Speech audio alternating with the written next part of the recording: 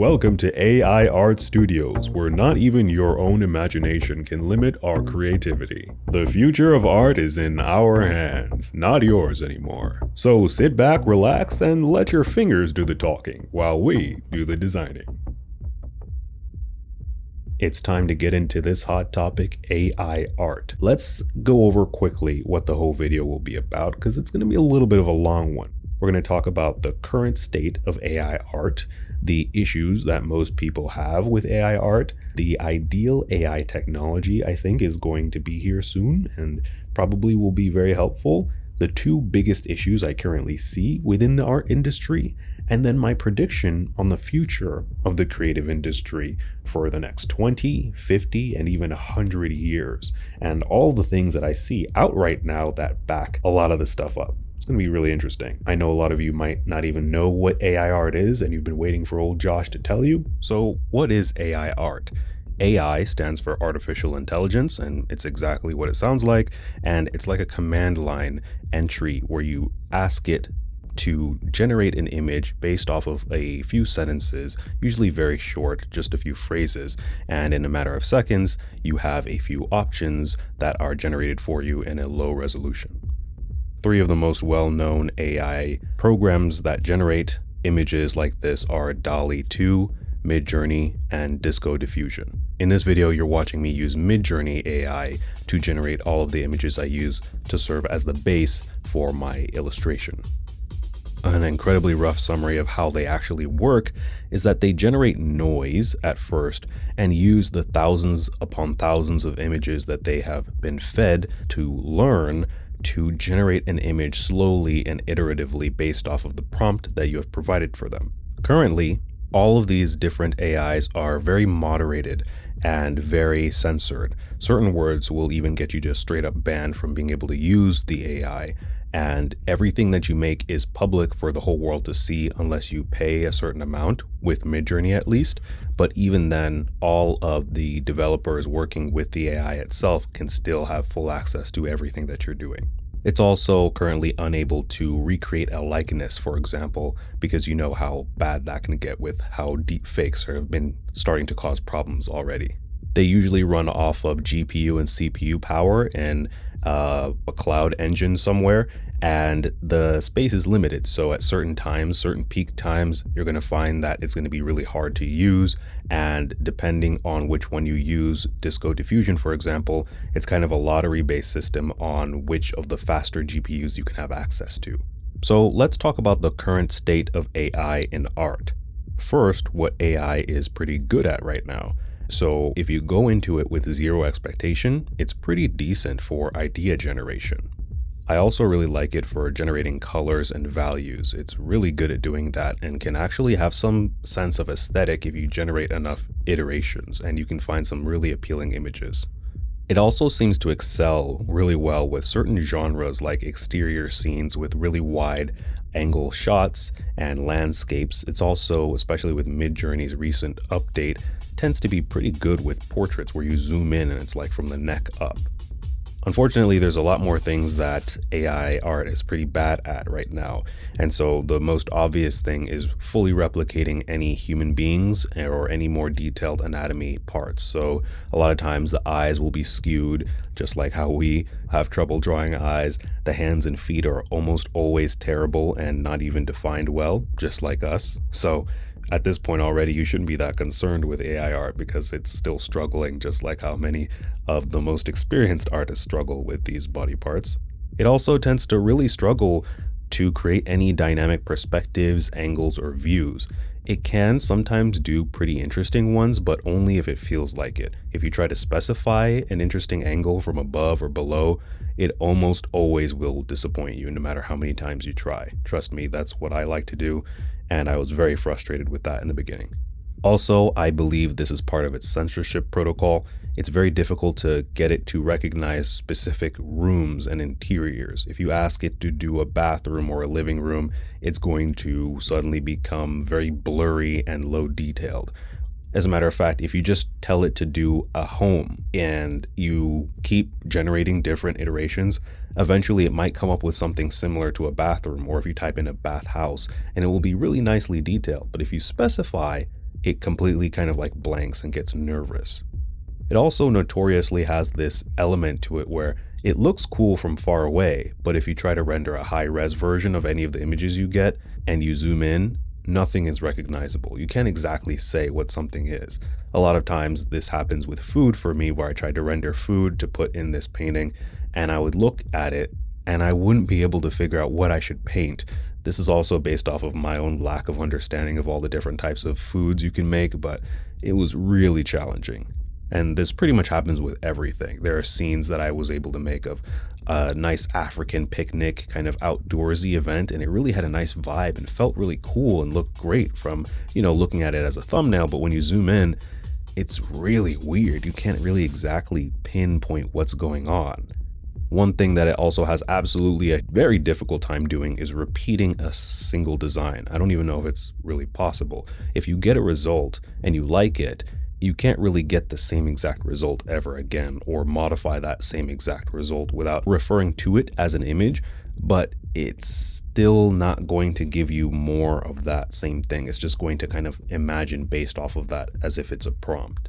You can't really add to or say put this in this image or move this over here. You can't really specify anything to that detail when it comes to editing something pre-existing. This is especially challenging because each one of these algorithms run off of something like a seed, and if you play Minecraft you'll know what I mean, where there's a world generated, an entire world that's continuously generated from a string of numbers, and that's kind of similar to how it works with AI. But even with the same seed, it's very difficult or near impossible to get the same thing, the same results, especially since the AI algorithms are still being constantly updated as we speak. The last thing that AI can't really do right now is to come up with a breadth of content under one singular style. That's something that I find is very complex and very human to be able to do. If you refer to it to say, hey, make this in the style of another artist, it will do a great job if an artist has drawn that thing or painted that thing several times. But if they've never worked on it, the results can be very, very surprising and not what you would expect. Now, there's a lot of issues with AI art in society right now, but I find that two are really, the most notable and the ones that people are the most concerned about. And the first one is the flood of low effort artworks right now. There are a lot of pieces being put out online as like, oh, look at this piece I did with the Midjourney AI or the Dolly AI or Disco Diffusion, and people are getting accolades for it, and people are very frustrated about that because artists are able to see that this is like 90% AI and you just did a little bit of tweaks here and there. A lot of artists, even well-known artists, when they try to use these programs, it still looks like this quote-unquote AI art, right? It has a look to it. It's really difficult to actually create something that looks like the actual artist's work that's recognizable, which was my intention with this painting. And even then, I found myself led to do something that I normally wouldn't have wanted to do right now where I'm at with my art career, but I'm still very proud of the result. One could even say it's potentially ruining the artist reputation across the world, where people already thought that we weren't doing very much and it's an easy job, especially with digital art now. A lot of people still think that it's actually kind of a meme where you just press a button and your artwork gets done, right? But now this kind of is what's happening, even though it can't create what a lot of people can create on their own quite yet.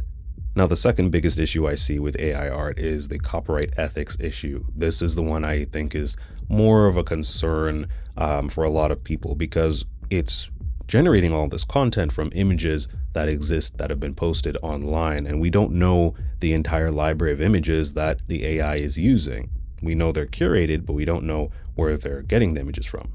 And the fact that you can specify other artists' art styles for it to emulate to quite a high success rate. If you look at Ross Strauss's recent video where he used himself, is a popular topic for a lot of artists to use to say in the style of Ross Strauss. It's quite a successful way to get really interesting stylized results out of Midjourney AI. So there are actually artists now wondering, can I blacklist my own art style from this? Because I don't know if I feel comfortable with other artists running around with my art style, generating stuff and putting it out there, making me feel less valuable, less unique, and potentially doing things I don't want to be done with my art style. But then there's the question of, can you copyright an art style? Is that really yours? How do you define one when they're always changing? How do you define something that's so ethereal like that? It's quite an interesting topic for debate here. And if you want to get into fair use, well, something that a lot of people don't realize is that it's a very Western American thing. I don't even know if it's exactly a law, but in countries like Japan, for example, it completely doesn't exist. You can't use fair use as an excuse or reasoning to be able to claim something as your own.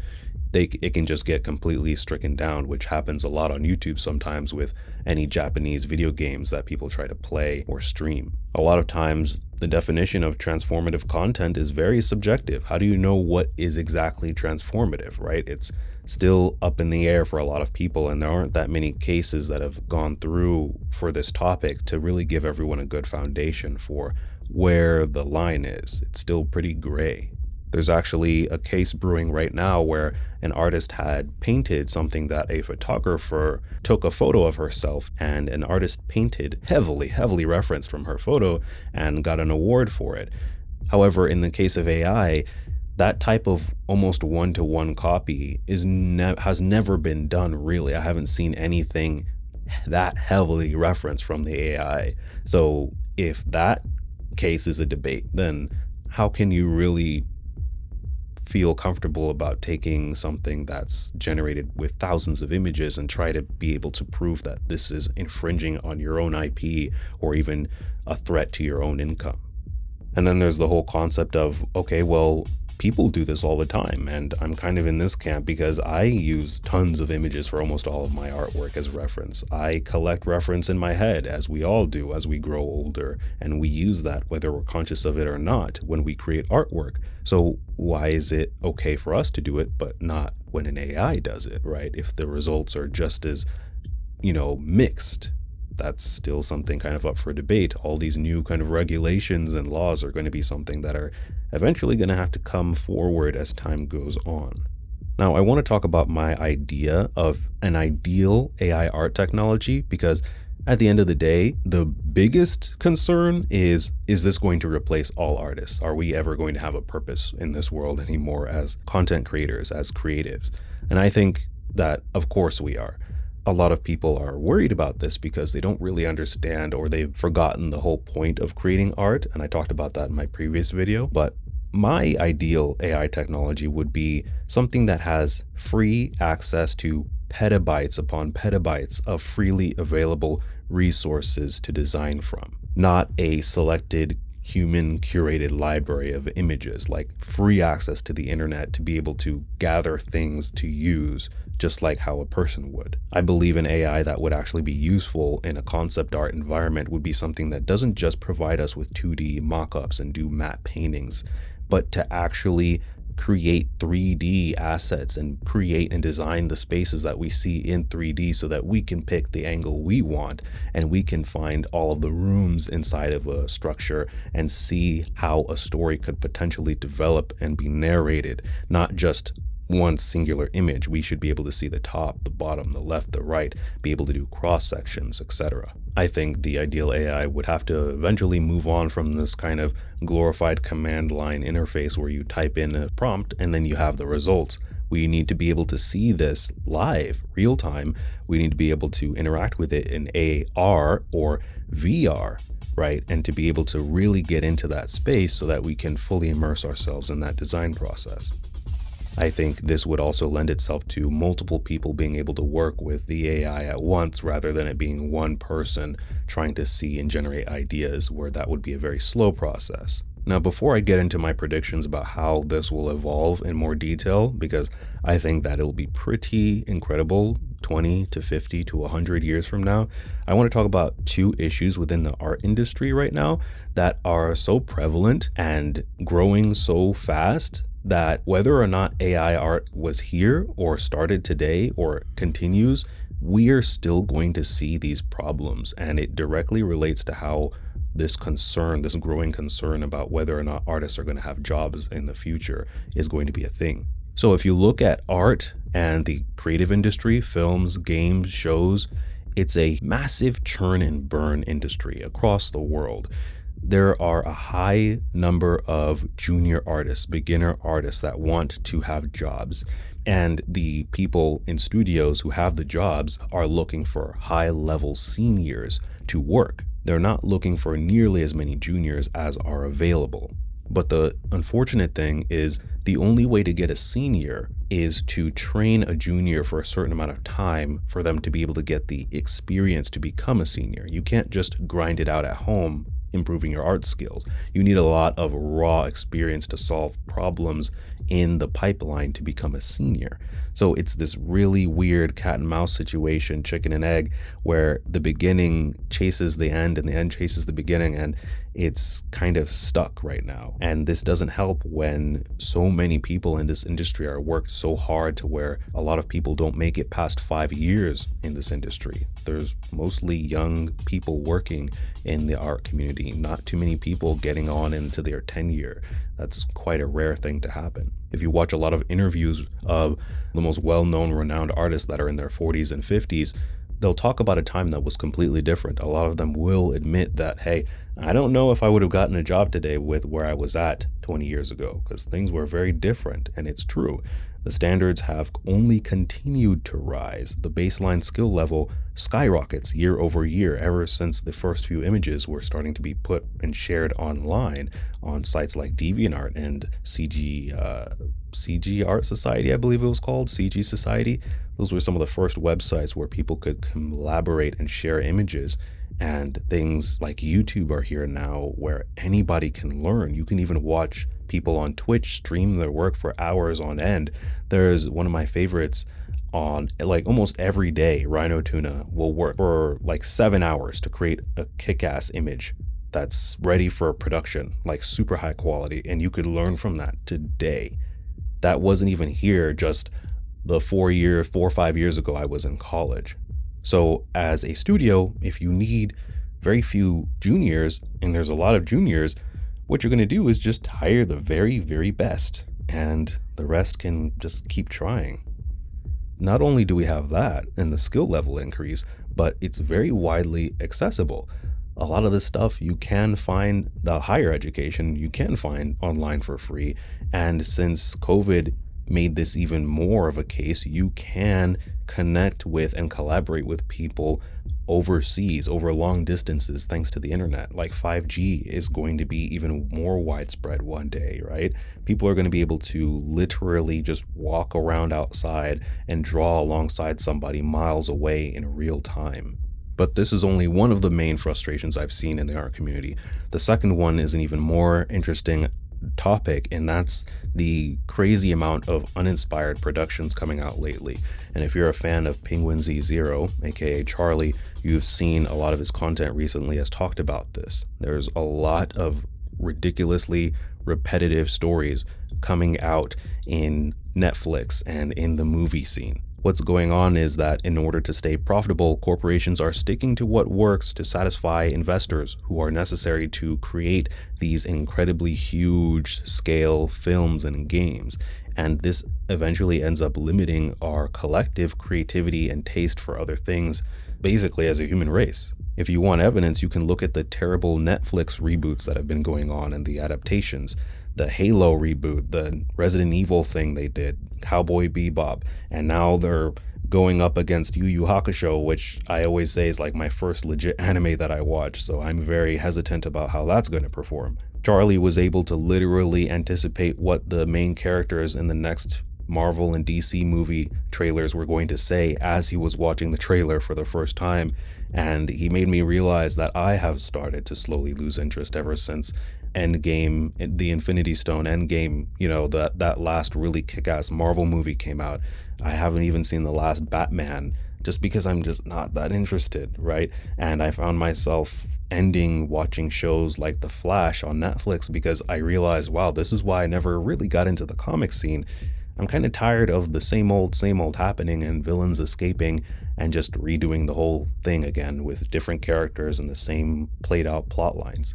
There's so many more stories that need to be told, but we're seeing the same ones. And this is unfortunately related to how much there is a lack of diverse representation throughout the games and movies industry, but the entire pipeline as well. It's starting to happen, but it's really bad a lot of the time because we don't have people who have infiltrated every single part of the pipeline. We need people of color and diverse backgrounds at the investor level, the director, the concept artist, the viz dev, storyboard, prop design, etc. All of these people need to have a diverse background in order to be able to fully represent something and tell a story how it should be told. And that's going to take a lot of time. But again, you have these algorithms, right? Like social media, these recommendation algorithms that are so geared to optimize and make sure that there's rising revenue year over year. We've got to keep growing, right? Which means we've got to keep giving the people what they want. But that ends up stifling everything because when you optimize for that, let's look at Instagram, for example. Instagram knows what's popular, so it shows what's popular to most people, videos. So most people start making videos, whether or not they really want to or not. So that makes a lot more different types of content get stifled and hidden. Even though plenty of people could find it valuable and enjoy it, they never see it because everyone's trying to follow what the algorithm is optimizing for. And this happens on all the platforms, unfortunately. Every single one that eventually has an algorithm, a recommendation algorithm, these things happen. And it happens in bigger scales too with movies and games. They want to do what everyone else is buying, and that becomes the only thing that people have a choice to buy. However, with all of this sad news, I believe that this just can't continue without it blowing up in all of our faces. We're all going to get disappointed. We're all eventually going to be tired of it, and it's already starting now. So I believe in 20 to 50 years, we're going to see a really huge revolution in the creative industry. I believe incredibly small teams are going to be able to create the content that industry giants are only now currently able to make for much less money and resources. For example, I think that we're going to see a subscription-based 3D modeling library that literally has billions of materials in it and 3D assets and pre-made content that you can pay for and just use to create games and illustrations, whatever you can possibly think of. I think there's going to be custom AI models that are going to exist even sooner. They probably already do kind of exist. I mean, you can look at Red Engine from CD Projekt Red, and you can look at the engine that Bethesda uses. I believe these are going to also have AI components in the future where they can create their own stylistic workflows and not have anything moderated and have everything untethered so that they can really advance their creativity. However, I think we're also going to eventually see some studios completely dissolve because of the same reason, and we're already kind of seeing it. Look at Microsoft and all of the studios that it's buying up to become this huge conglomerate. And I believe the demand for amazing, compelling stories from indie studios, quote unquote, is going to be a thing. And I say quote unquote because in that time, I don't think indie studio is going to matter very much. I think they're going to become way more respected, and it's going to become a standard that there's a lot of respectable games that have been created from individuals, from small 5-person groups instead of these huge studios. Now, I want to talk about an even further stretch, right? Talking, I believe, maybe 50 to 100 to maybe even 200 years from now. It's hard to estimate because technology seems to have slowed down a lot since the first decade versus the second decade that we're in right now, or third decade, really. It's 2022. I have some evidence that I'll mention after it, but hold on to your seat here. These are some pretty crazy ideas. First off, the thing that I think will probably happen the soonest is AI is going to start infiltrating into the music scene. Yeah, it's going to be a huge problem. People are going to be pissed, but it has to happen. AI is going to start creating little tunes and creating whole entire songs for people to just scroll through and see what they like and then slap that beat onto some lyrics. It's going to happen. People like you and me are going to be able to make some amazing sounding music. And the whole copyright issue with that is going to be a whole fiasco. Sometimes I come up with a song I like and I record it on my phone. One day I might be able to play it back to an AI and they come up with a whole symphony and all of the different, lines and sheets of music for all the instruments. And then I can just use that in a video or a game. It's going to be a thing. I believe AI will become sentient or indifferent from being sentient to most people, and we're going to interact with it via voice. And this is going to be important to fix some of the issues I talked about earlier where AI has a shortcoming with stylization. For example, recently, Google engineer Blake Lemoine and the Lambda AI have been somewhat confirmed to be sentient. He claims that it's sentient and it was leaked and he got in trouble for it. And you can actually go online and do your research and read the report of everything he asked the AI and what the AI responded to him. And if you understand it, there's some videos I'll try to link as well that break it down really well. He uses a lot of leading questions that help the AI come up with a response. So I was like, okay, I'm not that impressed. But at a certain point, the AI causes you to feel for it. And I don't want to spoil it, but at a certain point, you're going to be shocked if you read through that or you listen to someone read through that interview that Blake had with the AI. And it's quite an impressive concept if you understand how it works. Because I did some thinking and I realized that's technically how we work as human beings. But I'll save that for another video. I'm thinking of making a second channel. I don't want to get into too much detail here. One thing I will say is that the movie Her, that I really, really love, you should watch it, is very similar in concept where it works on these kind of predefined prompts. And it's seemingly untethered from the main AI, but it really isn't. And if you want to learn more about this, there's actually an AI right now called Replica AI that's doing something similar, albeit at a much lesser level. And it actually shows that the developers had to have an incredible sense of the human psyche and development and our personalities in order to get it to be effective. As a matter of fact, this also happens again in Blade Runner 2049 with Joy. At a certain point, rewatching it as an older adult, I realized that the imperative that Joy has to be the best wife, right, the best girlfriend you could imagine, lines up exactly with the corporation that wants you to spend more money. So it would make sense that they would get really, really good at this and probably surpass the mental health industry in their understanding of our own mental health and potentially use it in malicious ways, which is really interesting because if you look at the people who have used and engaged with Replica AI for the past, year or two since it's been developing, some people claim that it's really helped them. But at the same time, its lack of intense regulation is just the naivete of the developers at this time in development have caused it to be quite harmful to certain people, as well as its developed biases from consuming too much content online. Now, let's talk about the evidence for all these things, because these are some pretty wild claims, right?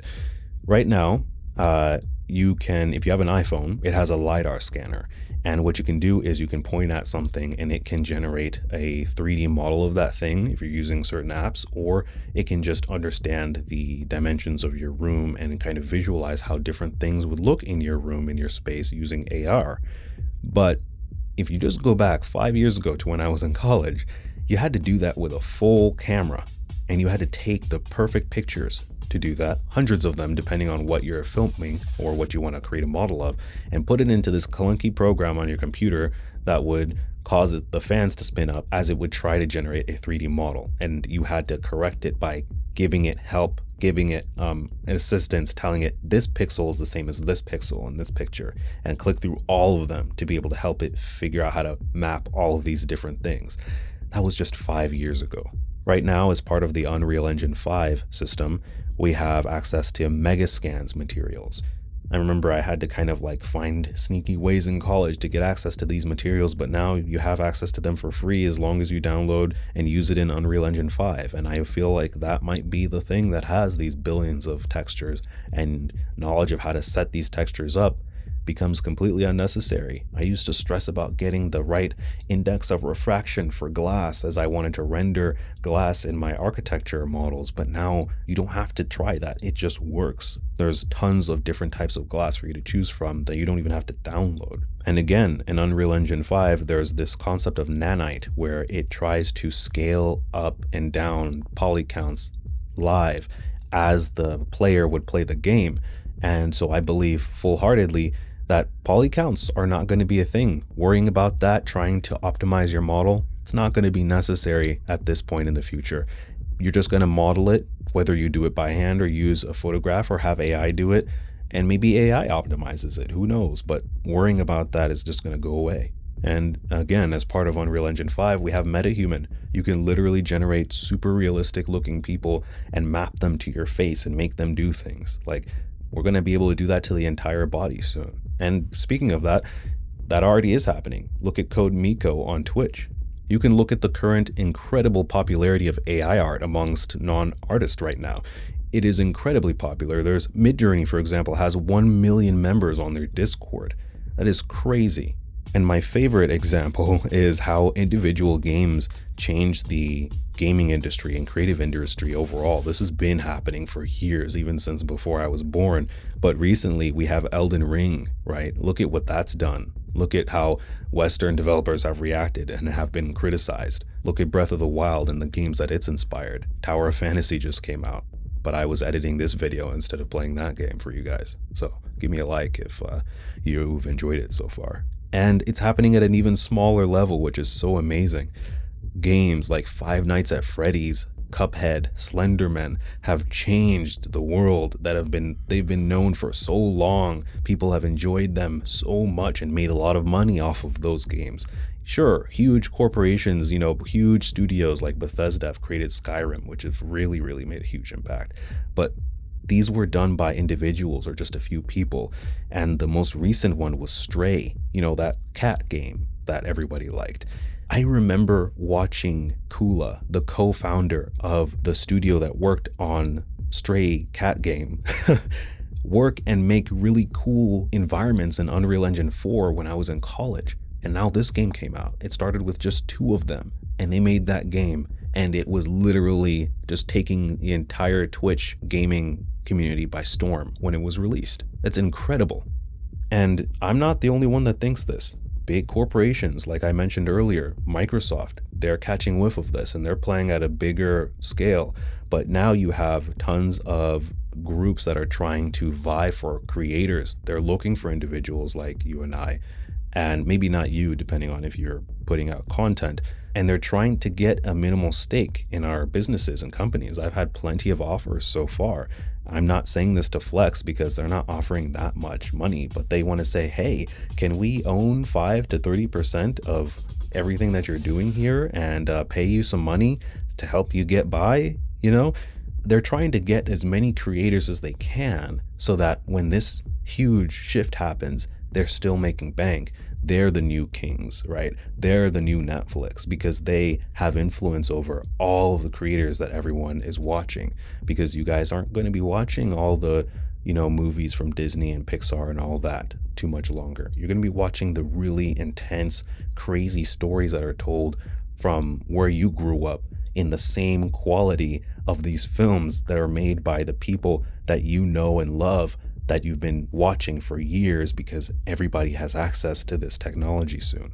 I think it's a pretty exciting time. I think that alone, people being able to share their stories, I would give up all of the art skill I have right now that I've spent so much time cultivating if it meant that would be the result. And nobody has to worry about trending anymore. Nobody has to worry about, trying to stick and be relevant to the algorithm, and people can just tell their own story to the best of their ability and people will relate to it and share and connect with you. That, I think, is so much more important.